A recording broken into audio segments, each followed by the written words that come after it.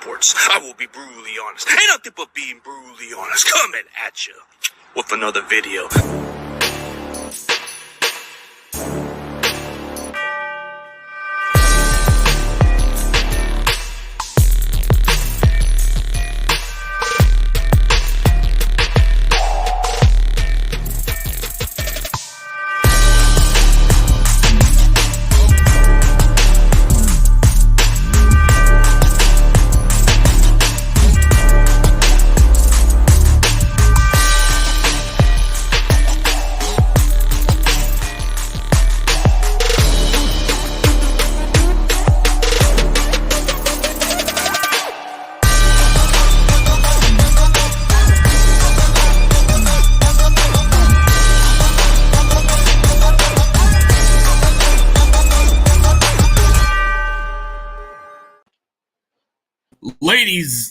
Ladies and gentlemen, let's welcome Cowboys content creator, the legend, the myth, Akoye Media. Man, how's it going, bro? That's Akoye too, brother. I know you don't say it that much, but I got you. I got you. What's up with you? How's it going, man? It's been over a year since we had this little chit chat, man. Last year's playoff, it was legendary, bro. It was a great game, but this is another round two, man. A lot has changed since then, though, man. What's changed, man? What's changed lately? Our quarterback, mainly. Our quarterback. Dak Prescott is at a level now. I mean, obviously, I've criticized Dak with the best of them and probably harder than most because I look at him a lot more intently than most. But at this point, Dak Prescott has shown me, even with some of the mistakes only pointed to me that later in the season, that he's actually reaching or trying to be a little bit more aggressive. And for a guy who's been known for being a little too conservative, there's a balance to that. It ebbs and flows. So at this point, I feel like the added aggression comes from him attempting to do more than he's ever done before. And I think that comes from the style of coaching that we have at the top right now with Mike McCarthy. And I would say even a little bit of the way the defense is playing too. You can take a little bit more chances because these guys are apt at getting you the ball back, and people are scared of seeing them anyway. You saw that drive in Tampa Bay where we had two drives where they got into the red zone. We had 1 4 and out.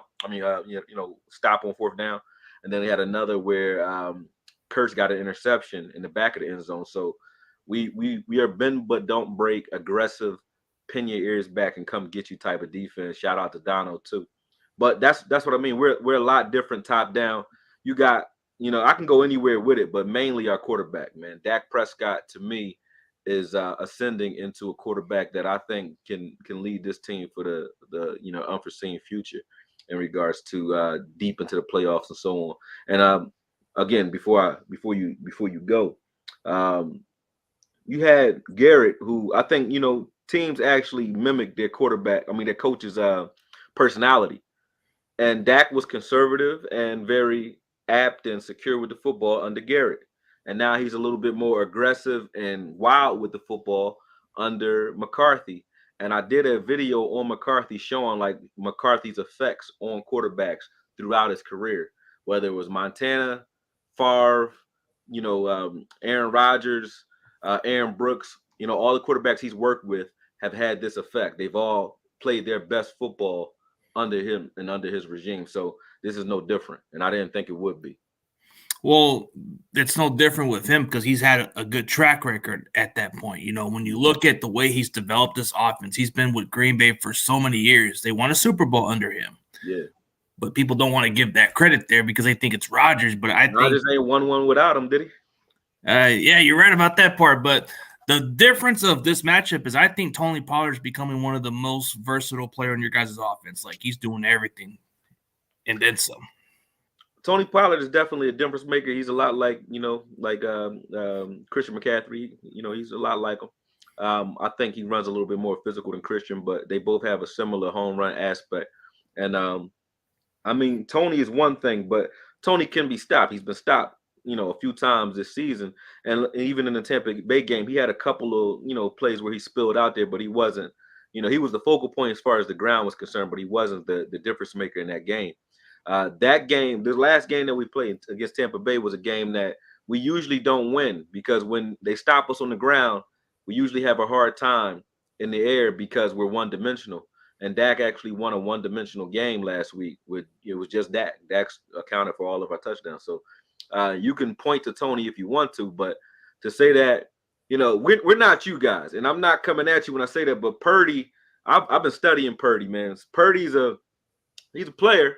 He got heart, but it's not a game where I feel like if we stop Christian McCaffrey and Deebo Samuels on the ground and we stop your play action, Purdy's a one read and run. He's a one read and go quarterback. He's going to read one progression and then he's out. You know what I'm saying?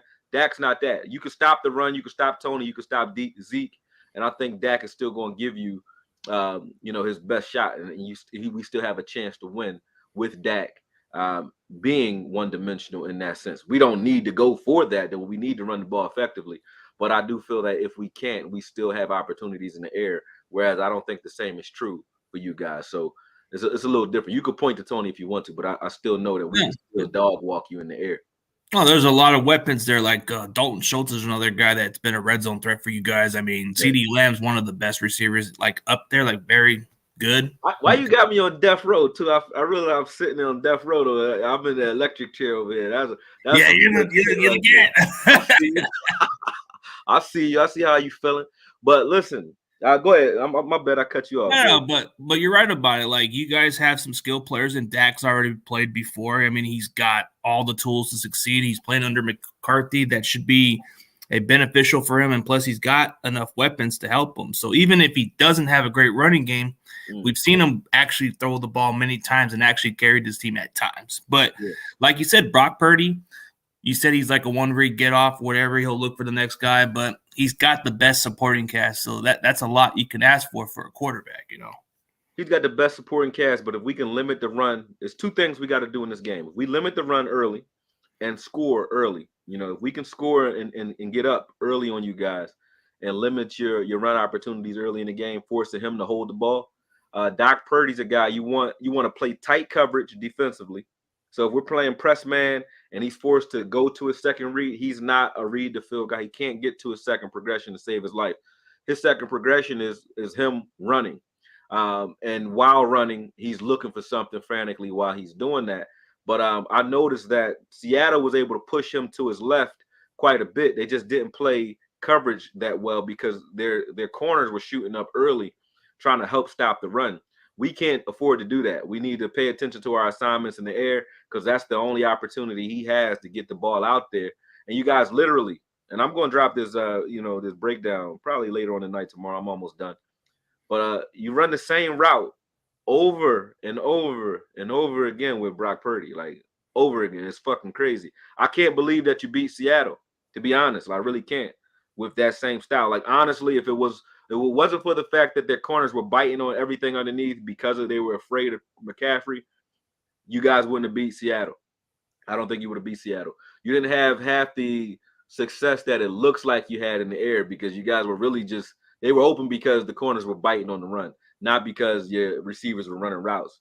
You guys run a go route on one side of the field and an over route on the opposite side, depending on what hash mark you're on. Then you flip it and do the same thing over and over again. It's an over route with Deebo, over route with Ayuk, whoever is coming across the middle on that crossing route, and then you run off the safety. If we're playing single high, you'll run off the safety with that deep route, and that's your scheme in the air pretty much. Everything is predicated off of play action and RPO. That's all you guys are doing. There's nothing special. Yeah, why stop what's working? It worked. I can't believe it worked. I'm like, I don't know what Seattle was looking at, but you didn't change the entire game. You did the same shit the entire game, and that blows my. When I watched the film, I was like, damn, And then pushing Brock to his left, he can't. He's not a guy that can run to his left and still throw the ball. Like Dak can do that very well. Brock can't do that. He has to set his feet, get his shoulder set again, and throw. So once they pushed him to his left, he wasn't really doing much. But it's just that those play actions were killing Seattle because they kept biting. The safeties were biting. Everybody was biting on play action so crazy that you got opportunities in the air. And what I would say is, if they're going to beat me on the ground, they're going to beat me on the ground against our 8-man front. The three that are back, our safety and our two corners, you guys, you cover. If they get to you, you tackle them late, whatever. But I don't want them involved in the run at all, really. No blitzing, no none of that. Because if you stay back and you make Brock a passer, and you force them to play that bend but don't break style and force them to do everything underneath with a too high safety look occasionally, you guys don't have it. I would make Brock drive up the field on me. He can't. They're either running or he's getting big plays due to play action. That's it. That's what's been working for him is those play actions and all the other RPO stuff. Yeah. See, for the Cowboys, what would it take for you guys to beat the Niners at this matchup this time around? I just told you that's what it is. The physicality, right? The physicality. The physical. We're a physical team up front. I think our offensive line is better than what we've been advertised to be. And then I feel like Dak Prescott is starting to really gel at the right time. There's a lot of things that happen late in the season that I think bode well for us. One, nobody's looking at us as the juggernauts that we are, which is good in the Vegas God's eyes. That's a problem for you guys, not us.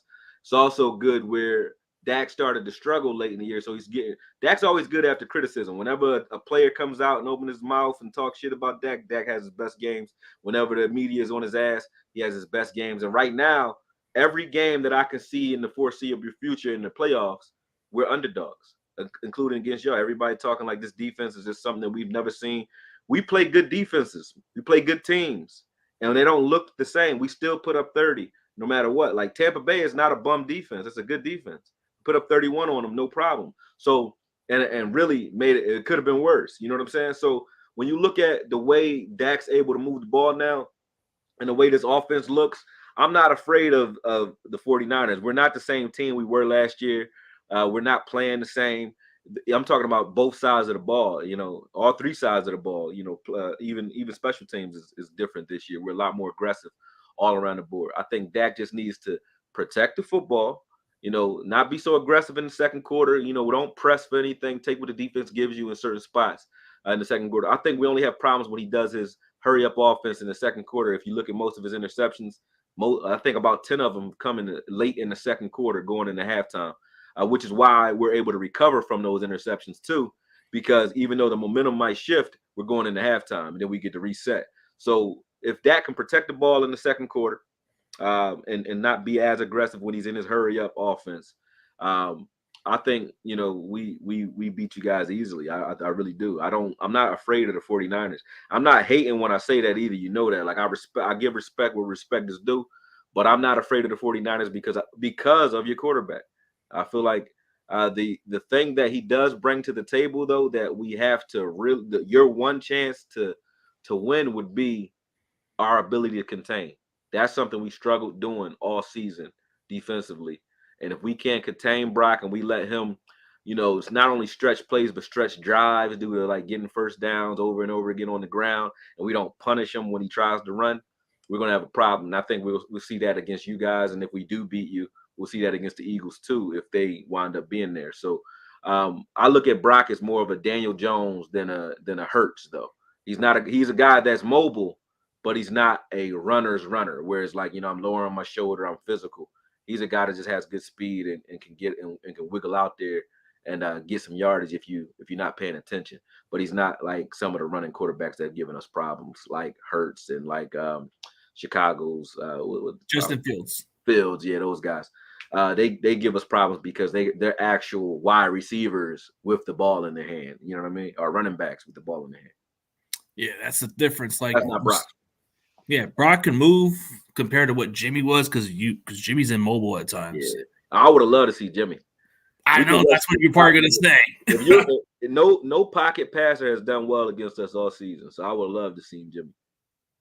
Oh yeah, absolutely, he would. I mean, I've seen a lot of the matchups, and you guys have played a lot of better opponents, which you have a good solid point. But as far as our competition, we just play by our schedule, man. Dominate our NFC. I get that. Yeah, dominate. Go ahead. Well, dominating the NFC West, it's not our fault that the Rams are terrible. It's not our fault that the Seattle kind of snuck in and the Cardinals are looking that bad. I mean, yeah, I'm not hating on that. You play who lines up against you. It's not who you play, it's how you play them, though. And you guys have had a lot of good games, tough games, like that Raiders game. You had tough games against teams that were struggling this season. And we're not one of those teams. You know what I'm saying? Oh, you're a lot better than that. We're a complete team. And we've seen guys like you. You know what I mean? Good defenses. with Giants have a good defense, solid quarterback, not great but good, and solid receiver core, and good running game. You guys have a great running game. I'll give you that. I'll give you Debo Samuels, everything. But the good thing I'd say about seeing you guys in the playoffs as opposed to anybody else, I like when we see teams twice. We are one of the greatest second half adjustment teams in the league, I think. And I think when we see a team twice, if we see you twice, we know what you're trying to do to us. We understand how to scout now. Like last year, Debo got off on us a little bit at the end of the game, but I think we had a good game plan, but the personnel was a little bit different. And so was our temperament. I haven't seen us play this way, the way we're playing now. Uh, I don't think ever. I don't think I've ever seen this defense this deep, this aggressive. And you got to remember last year, you had Diggs who was still establishing himself. People weren't as scared of him. That's why he got so many yards against them last year anyway, because people were still throwing at him. They're not throwing at Diggs as much. So I think Diggs also gives us another element defensively now where we can kind of shift everything to another side of the field. And when you got guys like Bland stepping up, and you see guys like Mukamu stepping up as well, I think what Mukamu was able to do, people aren't really talking about. But a guy that's 6'4", 210 pounds, 215, like the size of fucking Darren Woodson, you know what I mean? Who's covering guys that are shifty and small, like Goodwin, out of the slot and covering them, well the entire day. I think that deserves more respect than he's given. So I feel like this defense this year is crazy because we have so many players in so many places. Still got Mackenzie Alexander. We still have Xavier Rhodes. We just signed another guy. We still have Mullen, who I don't think will play, but we got guys who haven't even seen the field who are solid players as well. So we're not the same team. Shout out to Anthony Brown too, because him getting hurt created this vacuum or vortex over there. But I'm not glad he's hurt, but I'm glad we get an opportunity to see guys like Izzy and see what they can do due to that shuffle that's been taking place since he's been out.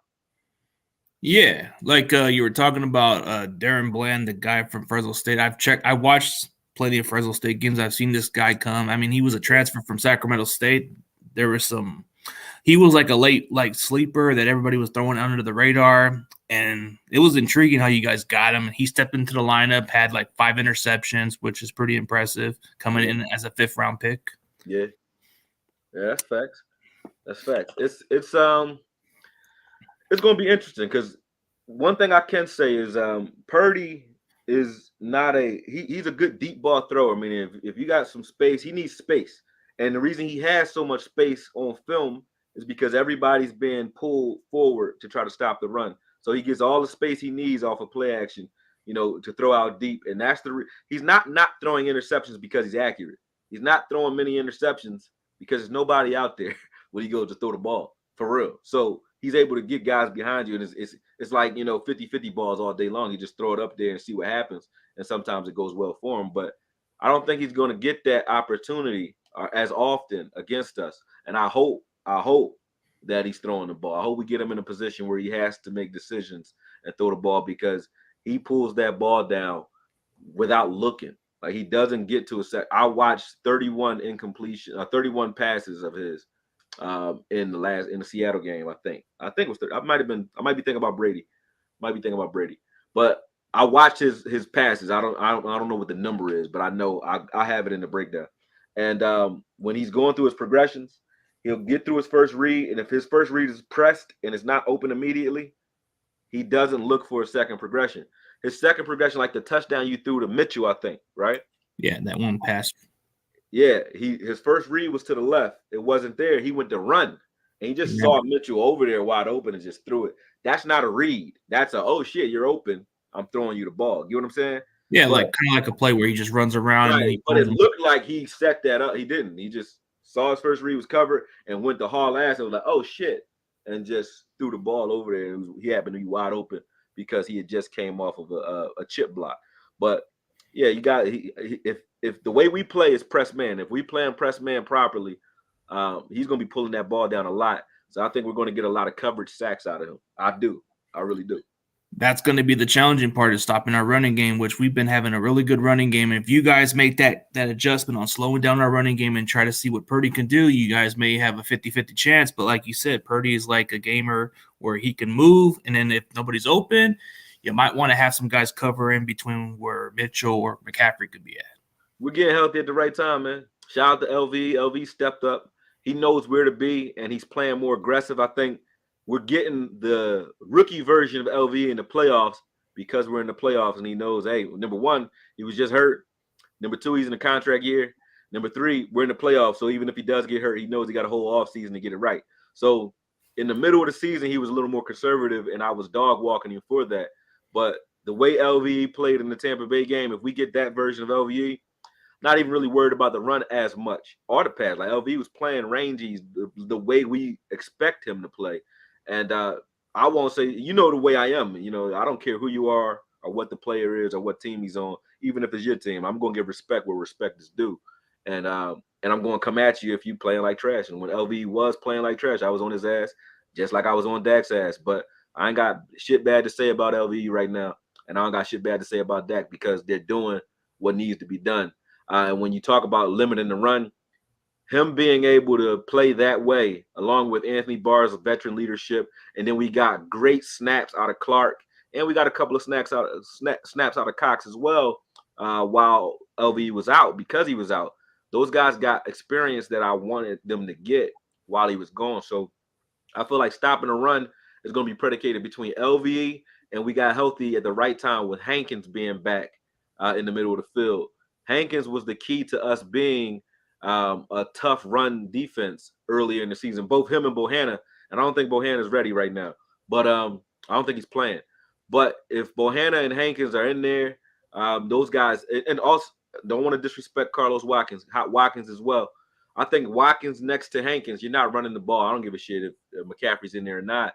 You got to hope that you're running off the edges and sealing the edges the right way, which you guys are very good at. I will give you that. Your toss plays are going to give us hell all day. But if we're looking at the Green Bay game, film-wise, if you want to get an understanding as to what you guys like to do scheming on the edge, a good thing for a lot of the guys who are watching this to do, including yourself, go look at the Cowboys versus Green Bay. That's a lot of the things that you guys like to do when you're trying to set the edge or get out there and run on the edges, off tackle and tosses and all those things. The way they were cracked backing on us is the way you guys like to do it with Kittles as well. So I think it'll be a similar game plan on the ground as the Packers game. Yeah, the way they were running the ball too with Aaron Jones and A.J. Dillon, they were very effective, and that's what really kind of struggled you guys. So maybe that's where we need to expose the most is that's. Yeah. Let's see, for the Cowboys, what I feel like what's concerning is how we're going to be able to game plan on Michael Parsons. I mean, he's another guy, but he plays good at times. Yeah, he's good. You say he played good at times. What'd you say? He plays good at times with the coverage sacks, the coverage sacks and all the plays. I mean, sometimes he'll have his moments, but he'll make the plays. When he needs the plays, he'll make the plays. At times, like, yeah, he's all right. You crazy. We got a game plan, Michael Parsons. Man, that guy's everywhere. You better game plan him, man. Michael Parsons coming for that ass. Most of the sacks that we got on the team, even the ones not named Michael Parsons, are coming because Michael Parsons. Last week, Hankins got a sack, and my man Chauncey almost got a sack, and that's because Michael Parsons was on that ass. Tom Brady, was throwing the ball like I've never seen Tom Brady throw the ball because Michael Parsons is on that ass. And if your boy pull that ball down and don't pay attention to where he going, Michael Parsons going to kill his ass, and I can't wait. Purdy going to get fucked up this game, bro. It's not it ain't going to be easy. I can tell you that because we coming for that ass, and we healthy at the right time. So, again, you better hope that we don't score early and we don't get up 10 points or more early in the game, forcing you to throw the ball a little bit more with Purdy. If it's a close game and you guys keep it close and it's a field position game, may the best team win. Then it's going to be 50-50. It ain't 50-50 if this offense is doing what I know it can do and we score early. It's Purdy ass. I guarantee it.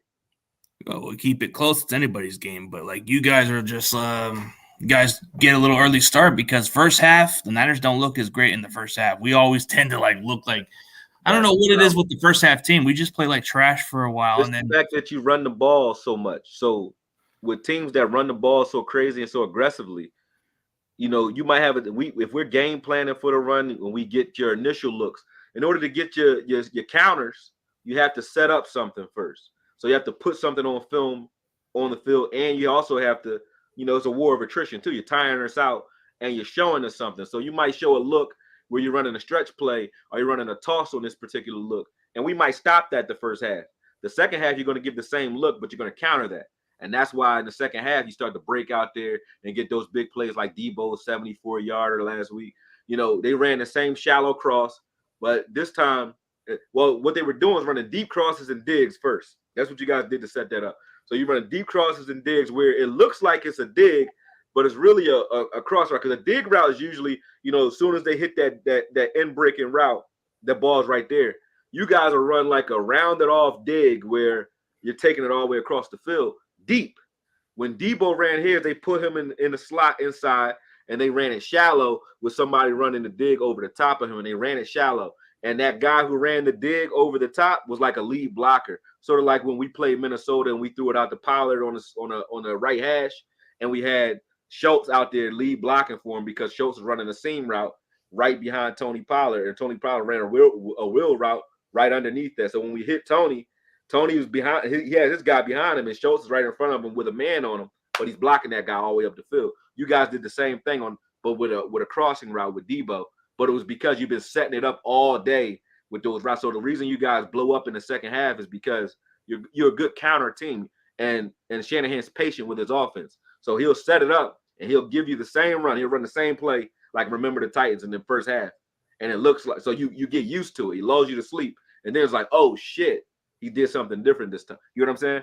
So yeah, that's why you guys don't score early, because he's not aggressively trying to, get down field. It's not a dynamic offense early. It's like, I'm going to do this to set you up for what I really want to do to you later.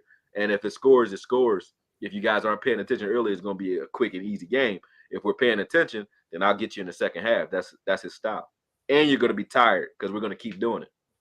That's going to be a little physical dogfight, because if you guys can get on a quick score, it's anybody's game, because like you guys have, I mean, if you get a quick lead, it's just a matter of what's going to happen in the second half. But this is an evenly matchup, no matter how people look at it. It's not going to be a cakewalk for neither team. It's going to be like whoever wants it more, because this is a dogfight. Go advance to the conference championship. You get a chance to play against one of your NFC East divisions or the Niners goal. It's one or the other. This is pretty much like in the past, whoever won this playoff game is either going to win the Super Bowl this year. I look at it that way too, bro. I feel like there's a narrative that's brewing. If the Eagles can beat the Giants, there's a narrative that's, even the Giants are pretty good, but I think we got the Giants easily. We showed that we're a different team. But with the Eagles, you notice Dak and Hurts haven't seen the field together yet. They haven't played each other. So that's going to be interesting to see. And I think that's the narrative that's brewing, really. When you look at the quarterbacks that are in the playoffs right now, you got in the NFC anyway, Daniel Jones, I think he's getting there, but he's not dynamic yet. He's getting there. And then Purdy, I think I love Purdy's heart. Like, Purdy's like a young Favre, but he just needs to settle down just a little bit, learn to read the field. If he can learn, right now he's like I won't even say Favre. I say Favre because of his heart. But the offense that they're running for him is more Jared Goff with the Rams. You know what I mean? He only has to read one side of the field. He's making one read. If that read isn't there, and that's why they're doing all the crossing routes, because they're hoping somebody rubs open. And crossing routes are like some of the hardest routes to cover too. But they require time, and he has to buy that time with his legs. So right now, Purdy's a guy where if you can hit him early and you can figure him out early, I think you can make you guys one-dimensional right now.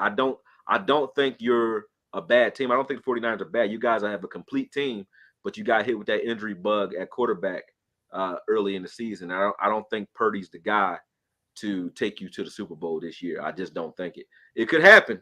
You could beat us. I'm not saying it can't be done, but I don't. When you look at teams, I feel like Dak Prescott and Hurts are the quarterbacks to beat in this playoff run right now. And I think we edge out a physical game against you guys. It's going to be physical both sides. If Dak is upright, though, we are on the road. But if Dak is upright and we can protect Dak, I think we beat you guys by 7 to 10 points, man. I don't know what the score is going to be, but I know it's going to be, 20s to 30s. I don't see you holding us below 20 points. I just don't see it. Not like last year. I don't see it happening. But we did have that Washington game that's on film, and that came from Dak pressing a little bit too much, I think. And the offensive play calling was vanilla in that game because we were heading to the playoffs, and I don't think we wanted to put a lot on film. If we could have beat you guys playing basic, we would have. Beat Washington playing basic, we would have done it. But I don't think we were trying to pull out all the stops in that game. It didn't look like it anyway. Well, like for you guys, definitely has to, you got to take those quick passes, and the protection for Dak Prescott is definitely going to be key because that's where we struggle. And yeah, you can look at the matchups, how we fare. If you take a playbook from what the Chiefs and the Raiders did, that's good success of how you can beat our defense. Those quick screen passes, the good protection, finding those chemistry, those quick passes, bro. That's all it takes. Because if you guys can get a rhythm in and throw in the quick passes like the way how Dak would do it, I think it'll give us trouble on defense for sure. And you got, Bosa, who last year he was dealing with a banged up Tyron. I think Tyron's healthy at the right time. And Tyron's actually on the right side. And he was dealing with Collins, whose trunk is not the same. Collins can't move his lower body the same way he used to. Him having to deal with, I think that's a key that nobody's talking about, is the fact that Tyron Smith is a right tackle right now. Tyron Smith being at right tackle and playing the way he's playing at right tackle makes us instantly better. And I'm not saying he's not better than Steele was, but the missing link of not having Steele and having Tyron come back when he did made it so that we don't miss Steele as much as we would. Because if we were out there, we're having Peters, who's a little older, or I don't even know, Ball or whoever else we were going to have over there trying to block Bosa, we would have been sliding protection. It would have changed a lot of the ways we would have been able to call plays, because we would have had to come out there with heavy formations, heavy tight end formations to try to help that guy out. We don't have to do that because we got Tyron's over there and he balling, man. Oh, yeah, for sure. Hey, this is a good question by one of your followers right here. That's Gordon. Gordy, what's up, man? Okay, so which defender would you put on the Niners playmaker, which he's referring to you, and which Niner defender would you put on the Cowboys playmaker? Well, defenders on playmakers, I would say our heat seeker, Dono, he's our best spy, period. I saw Dono spy Fields from high safety. He was spying Fields. There's a play where he almost got a sack on Fields. Fields got like 1 yard, where he's spying from the deep middle of the field and still got down there. His ability to drive and pursue is crazy. So I will put Dono on spy. Like, you're spying C-Mac and you're spying Purdy, period. And then go after Purdy with our front four. Purdy's going to be moving around, and when he's moving around there, just make sure when he spills out, he's going to get a few first downs.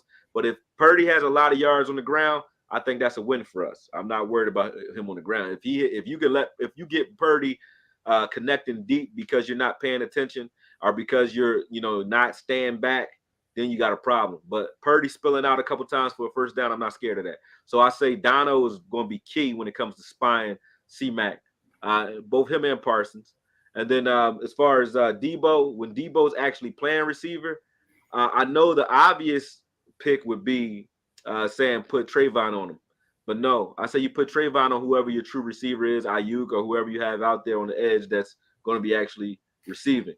When it comes to Debo, because he's a dynamic, gritty, physical guy, I think I like either of the other two, Izzy Makamu or Bland on Debo, because both of those guys are far more physical than Diggs is, and they're gritty and they know how to play in the mess. Where Diggs is not a mess guy. Like if you rub Diggs, you rub around him, you put him in the slot. That's not his thing. He needs to be out on the edge. So I say you put Diggs on your number 2 guy and say those go routes that they're throwing at you, if they's crazy enough to throw one up there at you, take it. But what you do is you put Bland in the slot on Debo when Debo's moving around, or you put Makamu on him. And both those guys are big and physical and evil corners. You know what I'm saying? So that's what I would want to see.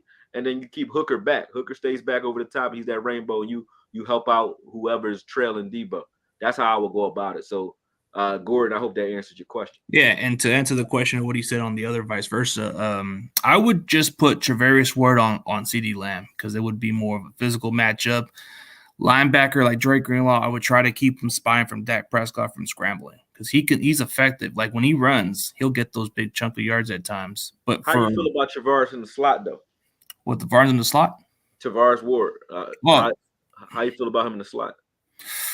I don't know about slot. I think you're referring to Jimmy Ward. No, that's what I'm talking about. If you put Travaris Ward on him on CD don't really he don't line up out wide. He lines up in the slot.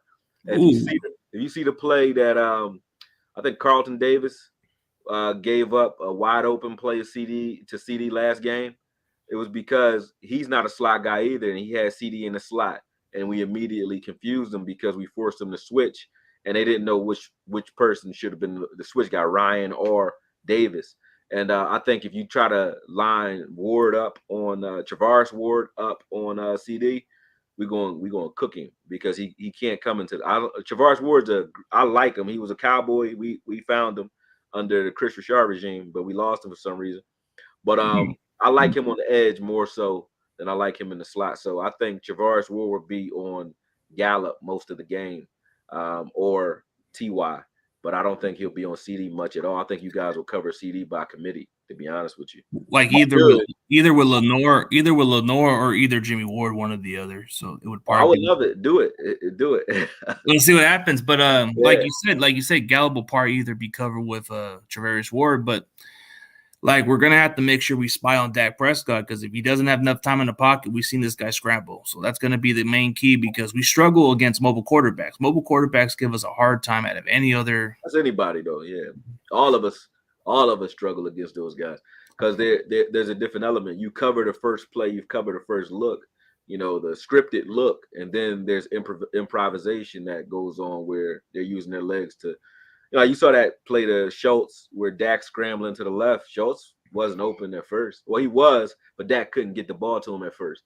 But when he runs, he uncovers again because Dak's running to his left, and he just came back open. So that's going to give anybody problems, man. So, but your other playmaker, Kittle. Kittle it depends, because I saw Curse is hurt. Curse is usually our tight end man up guy. I think Izzy can do that, but I don't know what Izzy's going to be doing in this game. I don't know if he's going to be a corner or if he's playing safety. If he's playing safety in place of Curse, if Curse is not ready, then I think Izzy will probably be on George Kittle's most of the day, if he's playing in that Curse role. Or you might see a little bit of Cox get in and actually play that role too, because I think Cox is a guy that you can trust to man up against tight ends as well. I don't know if they want him doing it for the first time in a game this big though, but Izzy, I think they trust. So you might see Izzy if he's playing safety and replacing Curse, then you'll see Izzy primarily on Kittle, and you may see Rhodes on the outside with a combination of Bland using them that way. So I don't know. I'm not sure what Quinn is going to do, but it depends on the personnel. Yeah, one or the other. But you're gonna have to put somebody to cover up Kittle pretty well, because like you had Curse. I don't know what's going on with the injury. Is he gonna even play this week? Is the question. Don't look like it. I mean, a sprained knee is a sprained knee. It ain't going. I don't think he tore anything, but I don't look like, from the look of the injury. I haven't done the injury updates. I don't usually do that till Friday, because you never know. They'll be like the guy sitting out of practice, but sometimes you're getting those veteran days off to kind of save those legs for the playoffs too. So we do that with Parsons a lot. We definitely do that with D-Law a lot because of his foot. He got his fractures in both feet, but they just don't talk about it. But and he has a arthritis in his right knee. So we kind of sit those guys down during practice. So I start looking at it. If they don't practice Friday, then I know they're probably not playing. Yeah, usually the last final day of practice on Friday. Kurt says he's 100% playing. He said that yesterday, so I guess I'm wrong already. Well, that's going to have to be your matchup. I would have to put Curse at Kittle, if I'm being honest, because you want a big physical safety to match up to him more better than a linebacker. Oh, yeah, you can't put a linebacker on Kittle. Kittle will kill LVE. He'll kill Barr. There's only one linebacker on our – well, two. Cox can cover him, and so can Parsons. But Parsons, we need him pass rush. Yeah, definitely. But I think Parsons does more than just rush the passer. He just gets all over the field, makes the tackles, and that's what's so key about him, is like he does more than just rush the passer. He can just cover or either just make the key tackles. Yeah, facts. Facts, But man. but if I had to choose the coverage wise, I don't know. Like they either put Hufanga with the tight end, but sometimes he needs to read his coverage. But he's kind of like a guy that has good instincts, but he's kind of a gambler at times, and that can be what really hurts our defense at times. Who you talking about? Greenlaw? Who you talking about? No, totally no Hufanga. Like if you Oh, were to Fungo, match up yeah. to your tight end, We got too many tight ends though, man. You see what Ferguson's able to do. You know what Henny can do, and I don't. Schultz is a guy who's he's growing on me a lot more. Like I already like Schultz, but Schultz's IQ and his chemistry with Dak, I think we'd be crazy at this point to get rid of him because Dak can throw to any tight end. Don't get me twisted, but he and Schultz have like an ESP going on where he understands where Schultz is going to be. Schultz's only knock is the fact that, and I think he kind of has that LVE effect too, because Schultz didn't want to go across the middle very much early in the season or throughout the season because it's a contract year for him. So an injury kills him, right? So he wasn't extending his arms. Him and CD were kind of like pulling up on routes throughout the middle of the season. It's the playoffs though. Schultz in the Tampa Bay game showed me like, you know, he's pulling out all the stops, like especially on that touchdown. On that touchdown where Dak was scrambling, he thought he braced for a hit and he still went after the ball. Schultz wasn't doing that earlier in the season. So I'm seeing that now. And him and Dak have good chemistry. I don't think any combination that you guys run, any scheme that you run is going to stop Schultz completely because of that chemistry. They have a Tony Romo and Jason Witten type chemistry. yeah, chemistry is what matters, especially for Dak having that chemistry with a tight end. That's always valuable, especially in the passing game. Especially how they have the tight ends have the length, they can block, they can do everything, and especially in the red zone, that's what makes it so deadly. And Schultz, man, he's very good. Like as far as like your playmaker, man, this guy can make the catches. He doesn't get enough recognition that everybody gives him credit for. I mean, I think he's in between the top 5 tight ends, if I'm being honest. Like you don't see a lot of the dirty work he does too. Yeah, there you go. He can block his ass off too. He blocked Bosa brother last year, was throwing him all over the place, man. Shows a beast. Um, he says part of the AKs, Akoye will Tack get some run this week. Tack McKinley hasn't gotten much run at all. I don't know what they want to do with him, but again, I say it depends on how much. Like Dan knows him better than we do. So Dan Quinn knows Tack and he knows what he's capable of. So if it's a matter of trust, maybe Dan trusts him more than I can say I trust him because I haven't seen him play for us yet. But Dan might put him in there for a tick. Who knows? And plus, he plays on the line, so it's not something that's like, you know, it's not as intricate. You know what I mean? He has to contain, of course. But Tack plays a lot like I used to say. I said this when we scouted him, watching him, and when we were about to play Atlanta one year. But he plays a lot like he's the D Law of Atlanta. He was their D Law, a guy that doesn't have pass rush moves, but he's aggressive and crazy, and he'll run through your face. And actually, that's the reason he's here. He was on the Rams, and he tried to run through. He tried to beat his own teammates' ass on the sidelines, and they cut his ass. So he's a wild man. So I like Tack, but I don't know if we trust him enough to put him in. But I like him. GDO 22. He said, "What do you think about matching up Bland with on McCaffrey?" No. Why we did that a few years ago, yeah, with J. Lou versus the Saints.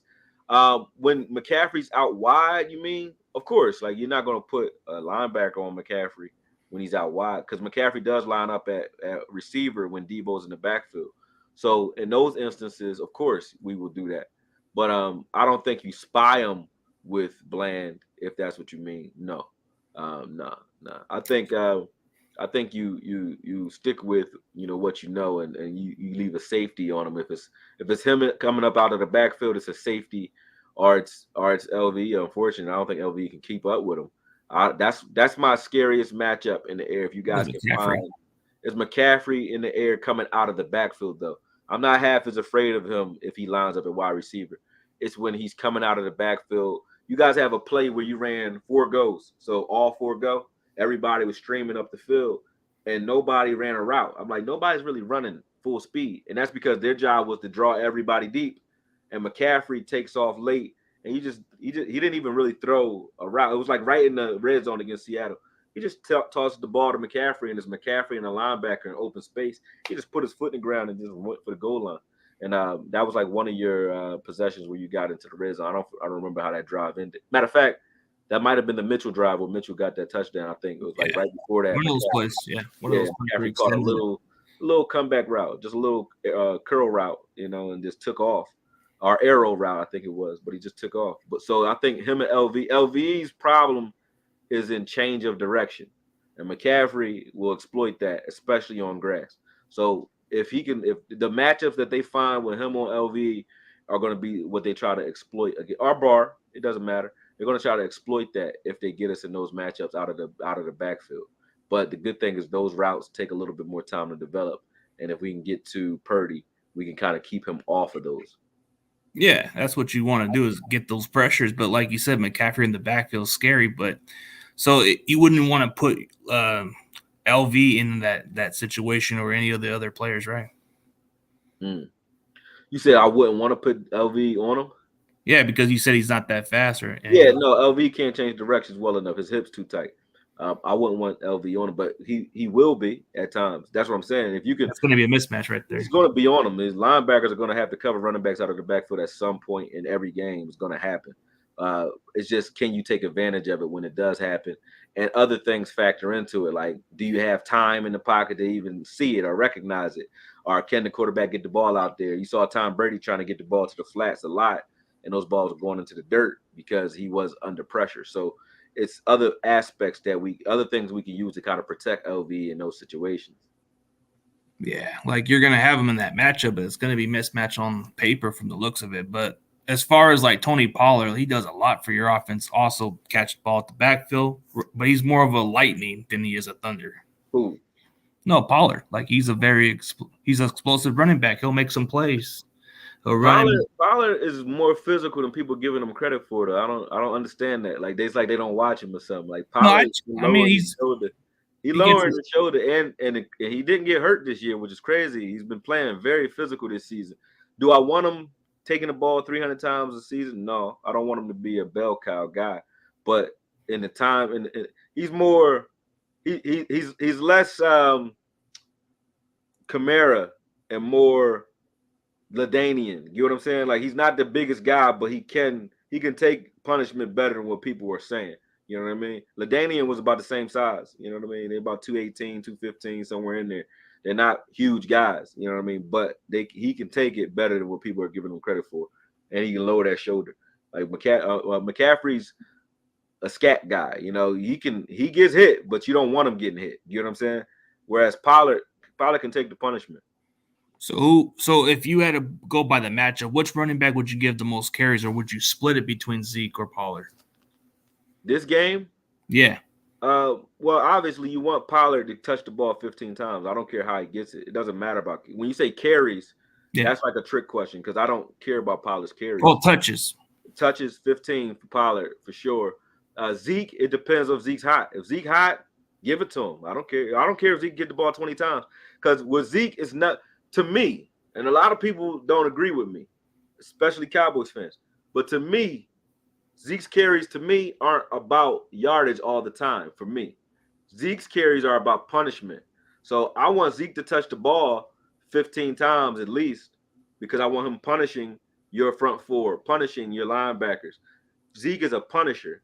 So when it comes to how many carries he should get enough to make you guys not want to deal with him and to open it up for Pollard so Pollard can do his thing. So Zeke is the jab or the body shots. Pollard is the haymaker. You know what I'm saying? So you can't just come out throwing haymakers. Well, you could if you're a bum, you know what I mean? So you get knocked out.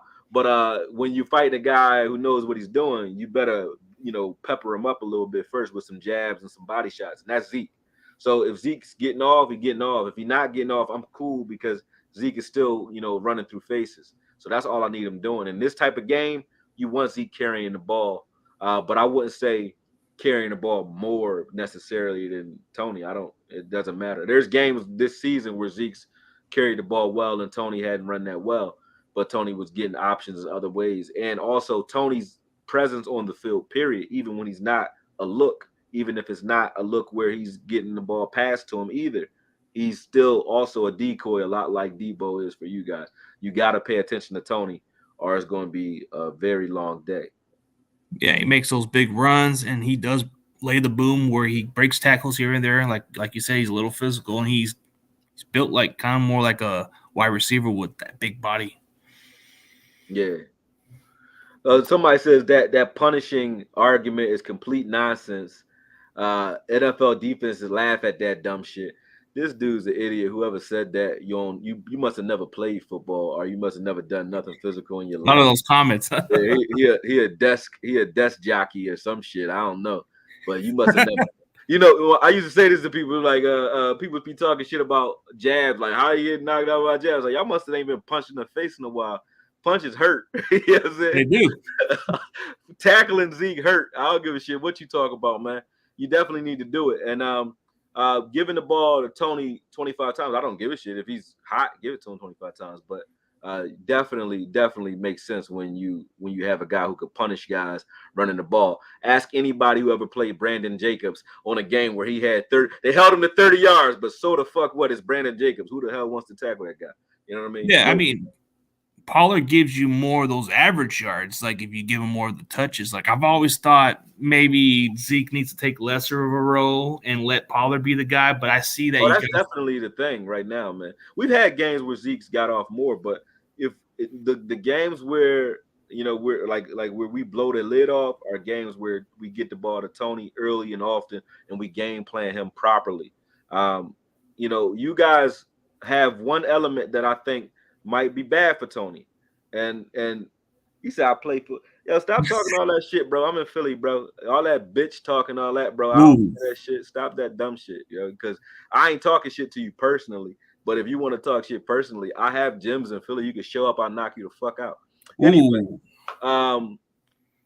what's bad for Tony in this game is the fact that you guys get to scout against C-Mac all year.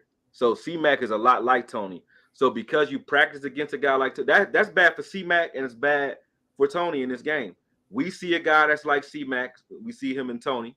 And you guys see a guy that's like Tony and C-Mac. So those guys might not be as effective as you might think unless, guys make a mistake. But we get the benefit of seeing guys that play similar to those guys every week in practice.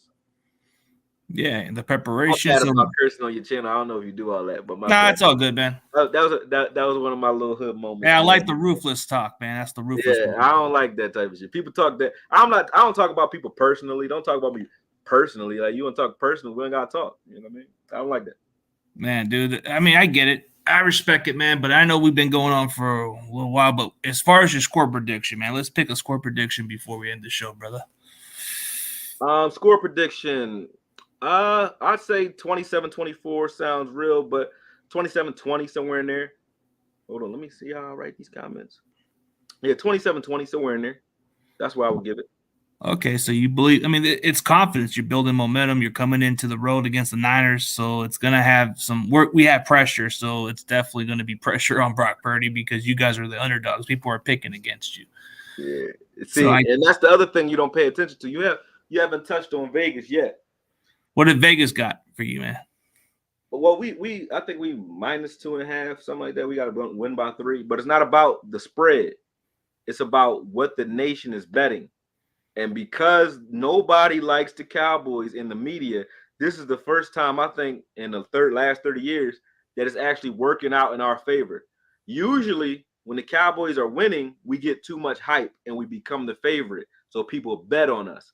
I don't want anybody betting on the Cowboys. Bet on the Niners. Because when the nation bets on the opposite team, like last week, 65% of the nation bet on Tampa Bay, 65 to 70%, depending on what site you were looking at. When that happens, you notice we only had 2 penalties that game, right? Because Vegas is not making the phone call like, hey, we need more penalties to keep this game closer because we don't want to lose our shirts on Dallas. You know what I'm saying? Right. Yeah. But if no money is on Dallas, nobody gives a fuck. So hopefully the money is all on the 49ers this week. And if it is, I think that bodes well for us as far as penalties are concerned. And then Brett Mahar, whoever he owed money to, I hope that's paid up because Brett Mahar, there's no way you could tell me he missed those kicks by accident. It's like somebody said, look, Brett, we can't get Dak to do it. So we need somebody to shave points. You know what I mean? You're going to make $2 million for this game. That's like somebody told him he's going to get paid crazy for that game because It makes no sense to miss that many extra points and be as accurate as he's been. Like he's made a lot of kicks for us. So man, and oh man, listen to Thomas Williams. My IG page is Akoye Media. Go on to my IG, hit me in my DM. I would love for you to come to the gym, brother. Ooh. It's all love here, man. Cause I'll knock Yeah. you out and hug you right after, man. Come on. Yeah, I gotta see it. 321 East Fairmount. That's the gym. It's called Northern Liberties Rec Center, man. Come down there and ask for Darius. Oh, all wow. right? Yeah. Oh, wow. Any day after 5 o'clock.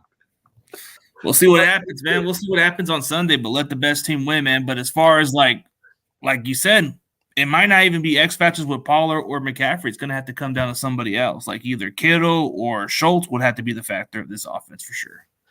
Yeah. It's not. I mean, it could happen. I'm just saying, it's not just a given that C-Mac and Pollard are going to get off, because we see guys, like I said, they might get canceled out because those defenses are good and they do see players that are similar to that every day. You know what I mean? So that's going to be interesting to watch. It's going to come down to how creative our coordinators can be too. And execution. If you guys are making mistakes or we're making mistakes, you can't make mistakes against those guys, because then it's home run. You already know. So both Debo and C-Mac, you can't make mistakes. You can't make mistakes against CD either. It's over for you if you do. So you guys are banged up in the secondary. That's not going to look real well with the way Dak is playing right now. So it's going to be interesting to see. But I think right now, the cards are tilted in our favor. And I'm not saying that because I'm a Cowboy fan. I'm saying that because it's true. It's real. You know what I mean? We have a better quarterback, in my opinion. Usually those teams win. And then I think we're healthier at the right time than you guys are currently. And I think that's just, it might translate into us, winning this football game. Yeah. I mean, the protection, man, if you guys give Dak some time, man, that could be a long day for us. But if we get those pressure on Dak, man, that can be a problem. If you can get pressure on Dak, it'll be because you were bringing pressure. And if you bring pressure against Dak with a weak secondary, you're giving him opportunities. If you play back all day, then Dak's going to, still, like I watched Tampa Bay do both. They play too high safety, which used to be a problem for Dak, but Dak's finding ways. We're running concepts like flood concepts in the middle of the field, where there's a two-way go for that linebacker. If he floats up over the top in the middle of those safeties, trying to ride the seam up with that tight end, we throw it underneath. Dak's been getting pretty good at that. Also, we'll run like slant routes behind the tight end, like we did with that. I think might have been CD. I don't know who. I think it was CD across the middle of the field, or it was TY, one of them. But Dak had a two high safety look. We ran a dig route with Schultz underneath.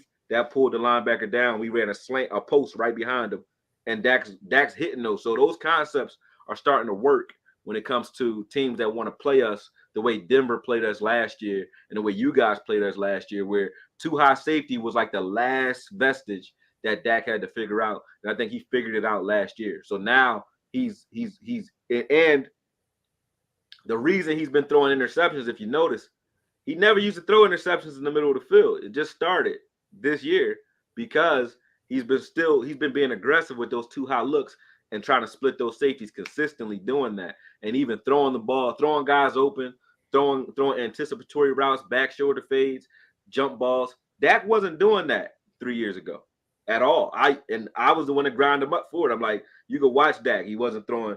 There's no anticipation. He's waiting for guys to get open. In the Tampa Bay game earlier this year, where I think he was just a little jittery, he reverted back to that. He was waiting for guys to get open, seeing their face, seeing the numbers, then letting the ball go. That's too late. Since he came back, he has not been doing that. And I think that's going to be a problem for you guys. You know what I mean? And if you stay back, he could pick you apart. If you come and get him, then shit, you risking it. You risking it if you do that. Because if he see it, he got you. We shall see, man. Yeah. All right. So let the best team win. Best of luck, bro. Maybe we'll get back. We got one more super chat here. He said one more super chat for you. Yeah. James Tyson said, two actually. Oh no, that's one. He said Dak gonna get hurt with his legs. He gonna keep it. Dak gonna hurt him with his legs. Gonna keep the chains moving. Yeah, he will. I think Dak's willing to run in the playoffs. I think he's willing to run in the playoffs. He's gonna risk it all to try to win the Super Bowl this year. I think this is the year for us. Really, I do. Nothing against you, man. You just something else we got to run through, man. You know, we're an obstacle, dude. We're just getting. We're on the same goal. We all want the Super Bowl too. So I like the Niners when they ain't playing the Cowboys, but I mean this week, you know what I mean, y'all get the horns, man. It is what it is. It is what it is, man. If he dies, he dies. You know what I'm saying? Yeah, but for everybody else, man, for those other people who are Niner fans and my own follower, man, this is Akoye Media. He's a Cowboys film breakdown guy. Shout out to all y'all too. What?